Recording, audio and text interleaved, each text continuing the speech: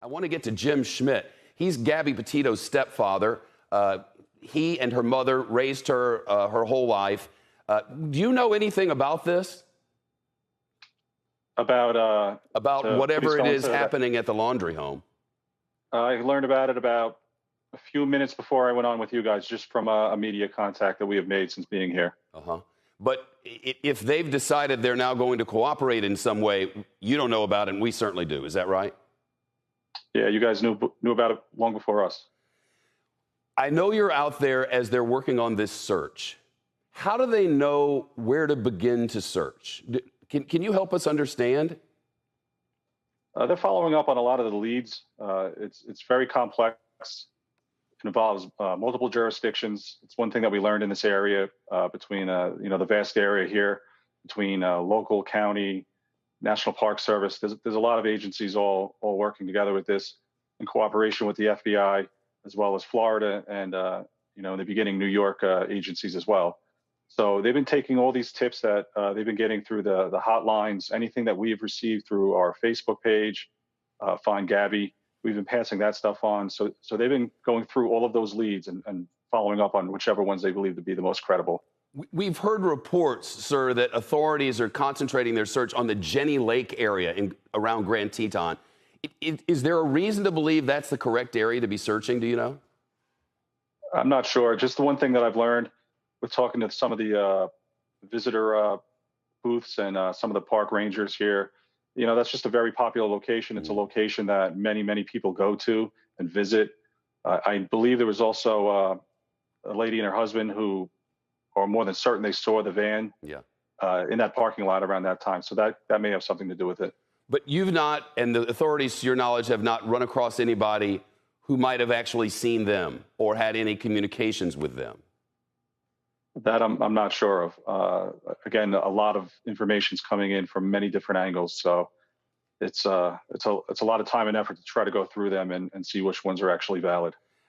I know, as you do, that having this much attention on this has the potential to bring out more tips and more clues for you and your struggling family, and I know that's why you do this. But to have gone from a man who has a family on Long Island to all of a sudden the spotlight of the world is really on you.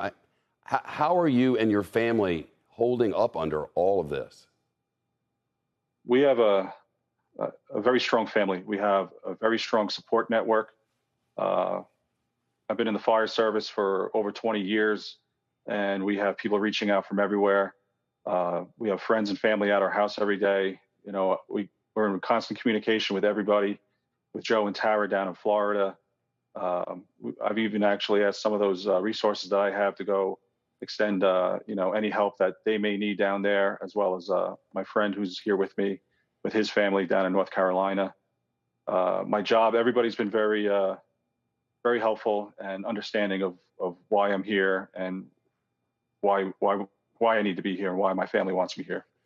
You've known the Laundries, obviously, for a couple of years. And, I mean, as a father, the video makes it clear. I mean, you guys have told us they were very much in love, that he won't talk.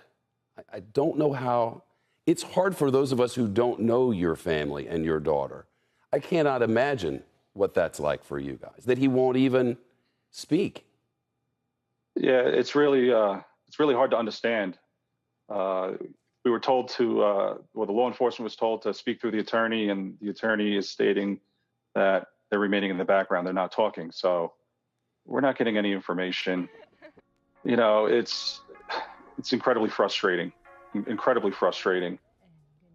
And we just want them, to speak up and help us. That's all we're asking.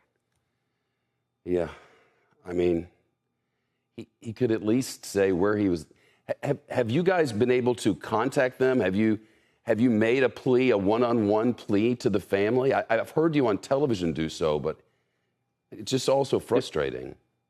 Yeah, I mean, at this point, they're not talking. So, our pleas are public now, and that's really all we're holding out hope for. That finally, these pleas go answered, and we get some information.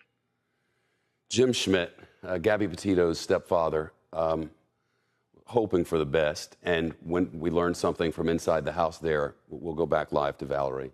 Best to your family. Thank you, sir.